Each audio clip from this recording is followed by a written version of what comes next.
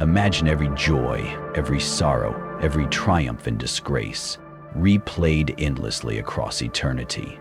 Nietzsche's thought experiment of eternal recurrence is no abstract puzzle. It is a moral litmus test, a mirror held up to your deepest passions. Would you greet this vision with terror or with unyielding yes? To affirm eternal recurrence is to accept the total weight of existence, not just the parts you love, but the unbearable, the shameful, the trivial. It is to embrace life without reservation. In our culture, we chase salvation and meaning, hoping that some future breakthrough will redeem the past. But Nietzsche demands a different reckoning. Here is your life. Now is your moment. If you could not escape it, how would you choose to live? Each decision gains cosmic significance. Every act becomes sacrament. Every second is infinitely precious. This is not optimism. It is a call to radical responsibility, to forge a life so full, so authentically your own, that you would will its recurrence beyond time. In the reflections ahead, we'll explore 10 questions and challenges born from this most terrifying and most liberating of philosophical visions. Because the real question is not, can you bear returning to this life? It is, will you affirm it? Embrace the demon's question. Would you choose this life again? Nietzsche's Eternal Recurrence begins with a single savage challenge. Imagine a demon whispering into your ear that this exact life, every triumph, every failure, every petty compromise and moment of glory must be lived again, infinitely. How do you react? Rage? Despair? Groveling terror?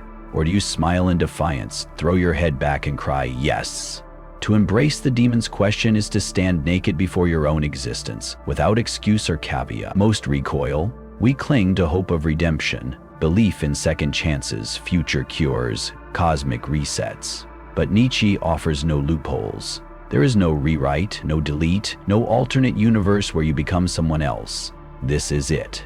And if you cannot will this recurrence, you are still chained to regret, to self-hatred, to what if, fantasies that poison the present. Embracing the question demands brutal honesty. It demands that you own every choice you've ever made, not just the ones you brag about, but the ones you hide. The moments of cowardice, the betrayals, the times you dimmed your fire to please. You can no longer pretend they didn't matter. They have shaped you irrevocably, and your task is to will them once more. This act of affirmation is the birth of freedom. If you can will your life to recur, you have dropped the burden of hope for a better elsewhere. You become sovereign in this moment. You take even the darkest memories and transmute them into fuel for becoming. You transform victimhood into victory, sorrow into strength, shame into creative power. So, when the demon speaks, will you curse him or will you embrace your fate so fully that you demand more? The answer you give is the answer you live by. Every moment matters. The weight of infinite repetition. If your life is destined to repeat without end, then every moment acquires a weight beyond comprehension. The idle glance, the words spoken in passing, the brush of your hand, these ripple through eternity. What once felt trivial now feels sacramental. There is no such thing as inconsequential. We squander minutes gazing at screens, fill hours with busy work routines, treat time as if it were a disposable commodity. But under eternal recurrence, time is your only treasure, and there is no spending spree without cost. Each hour you waste is an hour you must relive, again and again, forever. The luxury of distraction turns into a prison of monotony. This realization is at once terrifying and liberating. Terrifying because it leaves no shelter for negligence. You must guard your attention as a warrior guards her life. You must choose moments of deep engagement rather than drifting through life in half-awakened stupor. Liberating because it hands you power. You can decide how you spend each fragment of now. Imagine infusing intention into every breath, speaking with presence, loving with depth, working with purpose, laughing with abandon. If you knew each gesture would echo through infinite cycles, you would no longer treat your life as a dress rehearsal. You would inhabit every second as though it were a masterpiece. The weight of infinite repetition is heavy, but it forges discipline. It ignites urgency. It rescues you from the anesthetic of routine. Most people think eternity is distant. Nietzsche shows us that eternity lives in the fissures of your daily choices. No escapes, only embraces. Affirming joys and sorrows alike, when life is fated to recur, escape becomes illusory. There is no edge from which to jump into oblivion. There is no alternate reality. There is only this, and every instinct to avoid pain, to numb grief, to gloss over fear, must be met with radical affirmation instead. You might have spent decades polishing your image, soothing your wounds, avoiding the darker corners of your being. But eternal recurrence demands you stop running. It demands you embrace every facet, your ecstasies and your agonies, as essential notes in your own symphony. This is not masochism, it is alchemy. When you welcome sorrow with the same fierce sweetness that greets joy, you cease to be fractured. You integrate your shadow and your light. You break the illusion that life is a piggy bank of happiness to be spent, and instead see it as a tapestry woven from exhilaration and agony alike. To affirm the full spectrum is to grow beyond the childish fantasy that only good moments matter. You learn that pain teaches better than comfort, that grief sharpens your capacities for love, that fear reveals the boundaries you must cross. You transmute suffering into your greatest teacher. In this embrace, you become whole. You learn to hold your brokenness without shame, to hold your bliss without clinging. Each cycle of sorrow you affirm becomes a step toward strength. Each wave of joy you claim becomes a testament to your resilience. So let there be no escapes, only the bold embrace of your entire existence. Live without regret, forging a life worth repeating. Regret is the residue of roads untraveled, words unsaid, risks unlived. Under the specter of eternal recurrence, regret is unbearable, because you can never erase or redo. Every misstep must be danced again, ad infinitum.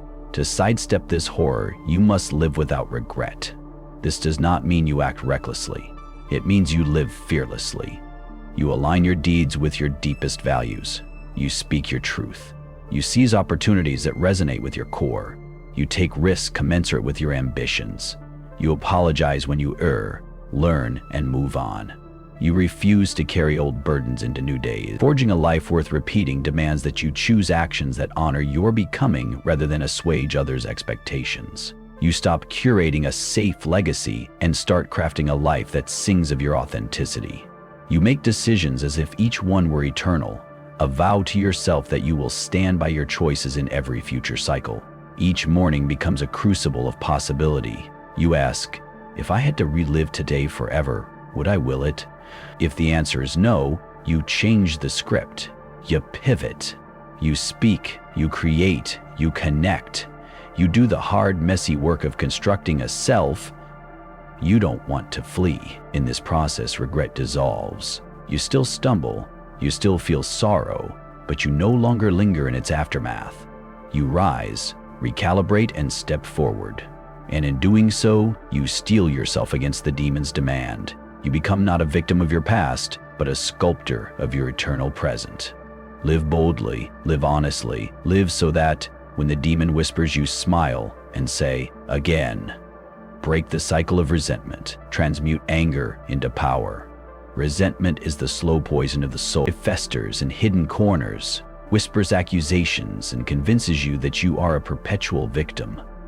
Under the horizon of eternal recurrence, this festering becomes an unbearable nightmare. You must relive every bitterness, every grudge, every moment you allowed anger to corrode your spirit, over and over.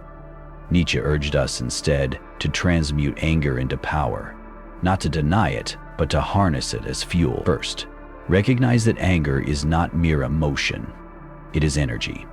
Energy directed outward in blame keeps you bound to the past. Energy turned inward in guilt dissolves your strength, but energy directed upward toward creation, toward self-overcoming, is the very essence of your will to power. When you feel the surge of resentment, do not nurse it into spite. Do not replay its scenes in your mind. Instead, channel it. Pour it into art, into work, into the forging of your own path. This alchemy begins with conscious awareness. Notice the bodily tension. Feel the heat behind your eyes. Name it. This is anger. This is mine. Then ask, how can I transform this force? Let it drive you to uproot injustice in your own life. Let it motivate the discipline to master a skill that resentment told you you could never achieve. Let it propel you into risk, into challenge, into creation that shatters the circle of bitterness. Nietzsche himself was no stranger to fury. His philosophy was born in the fires of his own revolt. He did not endorse mindless violence, but he celebrated the constructive fury of the creator, the poet, the philosopher who refuses to be tranquilized by resentment. Every ounce of rage becomes an opportunity to ascend, a test of your capacity to harness adversity rather than be consumed by it. Under Eternal Recurrence, you learn that to carry resentment is to carry a burden you will never put down, but to transmute it is to arm yourself with an eternal forge, one that refines your character, ignites your purpose, and transforms every grievance into a stepping stone toward greatness. Life will repeat, but you will stand ever taller above the ashes of bitterness. The sacrament of action. How each choice becomes eternal when every instant is fated to recur infinitely. Action transforms from mere movement into sacrament. Each decision you make becomes a rite that echoes through eternity. Yet most people drift through life, waiting for permission, waiting for the perfect moment, the perfect plan, the perfect validation. Nietzsche dismantled this paralysis. He demanded that you act, now, decisively, and without apology. Under the shadow of eternal recurrence, hesitation is a form of denial. It multiplies indecision across infinite cycles. Each maybe you offer yourself becomes 1,000 unclaimed lifetimes of potential. But every yes crystallizes into a moment of sacred weight, an affirmation that this gesture, this decision, matters beyond time. To embrace the sacrament of action, cultivate radical responsibility. Understand that passivity is not neutral, it is a choice that condemns you to inertia. Instead, embrace the urgency of the present. When a possibility calls, respond with your full force. Speak the word, draw the line, create the work, end the relationship, begin the journey. Each action you take becomes an eternal monument, a declaration of your sovereignty over fate. Nietzsche celebrated the living on the edge existence, where the philosopher leaps into the unknown rather than cling to abstract safety. It is here in this luminous tension that action becomes ritual. You consecrate your life with every bold choice. You consecrate your becoming with every brave step. And the more you honor this sacrament, the more your will to power awakens to its fullest expression. Under eternal recurrence, there is no rehearsal. There is only acts. Each one a sacrament you must consecrate with intention, passion, and unwavering resolve. Self. Overcoming in the face of infinity eternal recurrence does not merely magnify your joys and sorrows. It magnifies your capacity to overcome yourself. Again and again, you are called to a relentless process of self-surpassing, where yesterday's triumphs become tomorrow's thresholds for greater conquest. Nietzsche's ideal was the self-overcoming spirit, eternally rising above its own achievements, its own limitations, its own identity. To practice self-overcoming under infinite return, begin by refusing complacency. Celebrate your victories, then use them as the launch pad for new challenges. Transform your skills into art forms. Take your deepest fears and render them into acts of creation. Let every plateau become a point of departure, not a place of rest. This requires a paradoxical courage, the courage to affirm your entire past while refusing to be imprisoned by it. You honor the hero you were without idolizing him. You honor the mistakes you made without letting them define you. You honor your habits while turning them into opportunities for reinvention. In the face of infinity, self-overcoming is both your burden and your liberation. It is the burden of perpetual questioning. How can I be more? How can I become truer to my will? And it is the liberation of infinite freedom. I can always transcend, always become, always will. Nietzsche urged us to become creators of ourselves, chiseled by conflict and refined by trial. Under eternal recurrence, this chiseling never ends. Each cycle offers a new crucible. Each cycle demands that you rise anew, stronger, sharper, more radiant. Love your fate. Practicing amor fati. To will recurrence eternal. Recurrence is unimaginable horror to the resentful heart. But for the soul that embraces amor fati, the love of one's fate, it is the ultimate. To truly will your life forever, you must practice deep, radical acceptance of everything that has been, is, and will be. Not as passive resignation, but as joyous affirmation. Amor fati demands that you stop wishing the past away. It demands that you stop longing for an alternate YouTube clip, an alternate career, an alternate mistake. Rather, you say yes to the wound that taught you empathy, to the rejection that forged your resilience, to the loss that opened you to gratitude. You weave every thread into a tapestry you are honored to wear. To love your fate is to turn every setback into an embrace. When misfortune visits, you stand firm and say, "This too is mine," and perfect in its place. You see adversity not as accident but as custom crafted for your becoming. You burn away illusions of control to reveal the alchemical heart where fate and freedom merge. Nietzsche's bravest souls didn't lament their circumstances. They owned them so fully that they could will their recurrence across eternity. And in that will, they found an invincibility no blade could sever. So practice amor fati. Count your blessings and your calamities equally. Let ecstatic gratitude and fierce acceptance dance in your blood. And when the demon of recurrence appears, greet him not with dread, but with triumphant joy. This is my life. I will it over and over. From nihilism to affirmation, rewriting the meaning of existence. Nihilism whispers that life is meaningless, a void where values dissolve and hope decays. Under its shadow you feel adrift, every achievement hollow, every joy fleeting. But Nietzsche refused to languish in this abyss. He saw nihilism not as an endpoint, but as a threshold, a moment of radical possibility. If the old certainties crumble, you can either despair or seize the opportunity to create new meaning from your will to power. To move beyond nihilism, you must first face it fully. Resist the urge to plaster over the void with spiritual cliches or moral platitudes. Sit with the absence of meaning. Let it wash over you and reveal how deeply you've depended on borrowed values.